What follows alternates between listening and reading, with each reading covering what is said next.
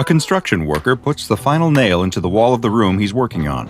He stands up and admires his work. This is going to be a beautiful hotel one day. A true triumph for not just him, but the entire country. And he's proud that he got to play a small part in its construction. He starts to pack up his tools. There's plenty more rooms that need work. It's a massive structure that will ultimately hold thousands. What a modern marvel. As he finishes putting away his tools, he notices something. Through the still doorless frame, he sees someone walk by in the hallway. Normally, he wouldn't think anything of it. There's plenty of other people working on this floor of the hotel, but there's something about this woman. Could it be? No, it's not possible. He takes out his wallet and opens it. Inside is a faded photograph of the construction worker when he was still a young man, barely more than a boy, really. Standing next to him in the picture is the most beautiful woman he had ever known. She was his first true friend, his best friend, and he always hoped that maybe it would turn into something more.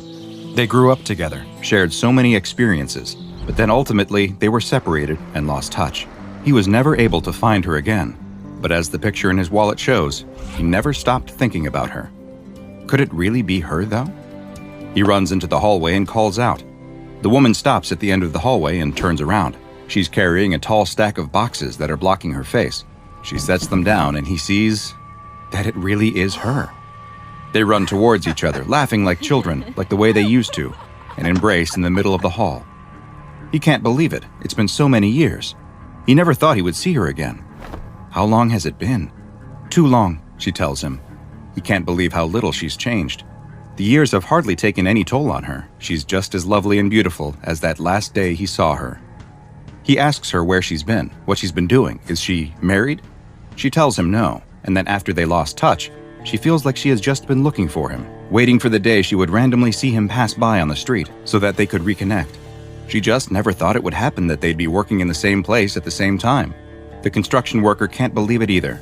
They both start to ask each other something at the same time, but then stop and laugh at speaking over each other.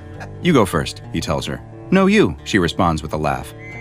Just then, they're both interrupted by the sound of a whistle. The work is finished for the day.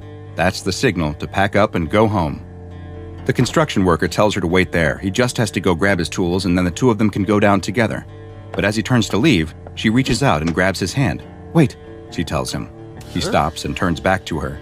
It's okay, he tells her. I'll be right back. But she doesn't seem to want to let go of his hand. Please, not yet, she tells him. I just want you to stay with me. He looks down at his hand. She's gripping him so tight that it starts to hurt a little. Really, I'll just be a second, he tells her. Then we can go somewhere and catch up. But still, she won't let go of his hand. I need you, she tells him. She steps close to